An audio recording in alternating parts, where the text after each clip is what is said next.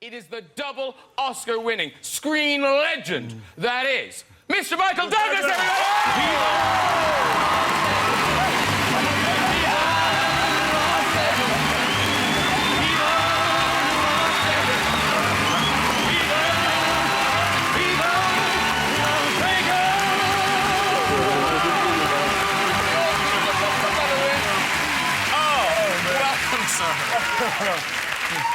Who set the lineup on this show? It's ridiculous.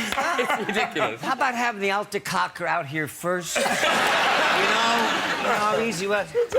You were flying in from Cannes. Do you all know each other? Again, do you all know each other because you're all from Hollywood? We met. This is my birthday brother. Same birthday, September 25th. We got the same birthday. Not only that, but I made his career. After he made his first movie, which I produced after Fresh Prince, Made in America, which was so bad. You were good. It was only up there. Hey, Jane, how are you, man? Nice to see you. Good to see you. And Brad, I've had the pleasure of getting to know a little bit. Yeah. And I got another movie coming out later this year, the movie's called Las Vegas. And when you see Hangover in 19, I'm Bradley Cooper. Listen, before we talk anymore, I just have to gush a bit. Behind the Candelabra, the Liberace movie you direct, you are so good in it. And you know, the reviews have come out and it's amazing. But it's like, we've seen you being very, very good. You've won Oscars. We know you're good. We've seen you do Extreme Emotion. But this is a transformation thing. Like, I know it. Did you know you could do this? No. No, but it's a great part. You know, I was very fortunate and really fortunate because I was looking for something. You know, I had cancer for a couple of years, and this project first came to me. Steve Soderbergh, our director, we did a picture called Traffic, which was a series here in 2000. And when we were shooting that, I was really scared because that movie I played like a, drug czar and all of that. And one day Steven's looking at me and he goes, "You ever thought about Liberace?" Wow. I think about him all the time. I think maybe I'm mincing too much or something. And so I said, no, I hadn't, but I made a joke. And anyway, years later, he found this book, Behind the Candelabra, and developed it into a screenplay. And then, God bless them, they waited for me, and Matt Damon's my co-star. And Graham, I mean, what a cast to have him behind it. Graham, it's incredible. Has anybody told you you look a little bit like Matt Damon? They really haven't, and Matt Damon's lawyers are on the phone now. That's very kind of you. I'll go home and have a lie down now. Before we talk any more about the movie, I think people should see you in action. Because it is just... I love the film. And the good thing is everyone's loving the film. Yeah, I get a nice response. This is a scene with you, your boyfriend Matt Damon, and Rob Lowe, who's playing our plastic surgeon. Wow. Have you seen this yet? I just saw clips from it. I saw clips. Rob Lowe, unrecognizable. Yeah. Anyway, here we go.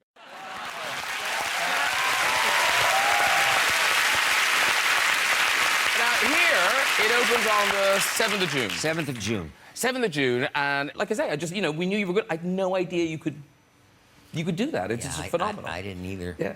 I knew you could do it. When I first saw you, I said, that guy's got it. And because you kind of grew up in Hollywood royalty, you'd met Liberace. I had. I mean, briefly, I was like 12 years old. My dad lived in Palm Springs, had a house, and lived near Lee. His friends call him Lee. And he was in his big, Rolls-Royce convertible. It was a sunny day. We stopped to say hi. And I knew, first off, because it was a convertible, I noticed his hair was not moving. First thing later on, I realized it was a wig. But he had so much gold on and pieces in the sun that we were talking, and his face was shimmering with light, and it was spectacular. And then later on, when I found I was doing this picture, I talked to my father and a lot of other people who knew him, and he was just an extraordinary, generous, great host, and this amazing phenomenon. He was a bigger star than Elvis Presley was in Las Vegas at that time. Wow. He was making, more Because that's money. the thing, in your performance, there is sort of a complete lack of vanity. I mean, you and Matt are so vulnerable in it. Did you have rules about, like, don't laugh, don't look down? We had a couple of those. Don't look at these saggy things. Looking at that. He looked, you know, Matt looked good, but he was like my young stud muffin, so he looked good. And he cracked us up pretty good. But we tried, because we knew from the beginning, once we started rolling, so we kept it pretty straight. For lack of a better word. Yeah. There must be a better word. But now, you mentioned the movie that's coming out in the autumn. It's called Las Vegas. Las Vegas, yeah. Las Vegas. And there you are, the four of you. Oh, that's big. Morgan Freeman, That's Kevin big. Kline, and Robert De Niro's in there. Now, were you friends before this? Well, yeah, I've known Morgan for a long time, and Bobby and I have crisscrossed, and Kevin a little bit. But the irony is that the four of us, not one of us had ever worked with the other person. Nobody had ever. That's rare in those, you know. Yeah, I mean, for as many years as And how many movies you've made? Let's focus on that. But all of that, yeah. It's a number of films. Yeah. A lot of films. So, and it, you know, we had a ball. We had just the best time in the world, which of course is like, you're terrified because that's like the kiss of death, right? You have a great time making a movie. Absolutely. It's gonna be a turkey. Yeah. But man, this thing is testing through the roof. We got these guys to thank for it, I think, but it's a different, different style, but takes off from that. So yeah, it looks really good coming out November 1st. I've seen the trailer. It looks very funny. Yeah, it looks really funny. It's very funny. Because for Bradley, I love it because I remember I think I was on the radio. I talked to you about that idea that because you were a jobbing actor and suddenly boom, star, and Robert De Niro, he's now a proper friend. He is, yeah. That's how we met. We were shooting simultaneously, and then he brought me over to one of the dinners you guys had. Yeah. That was sort of the start-off dinner, right, of the Vegas portion. Yeah. Is it true that you found yourself like doing De Niro when you're It's acting? impossible not to.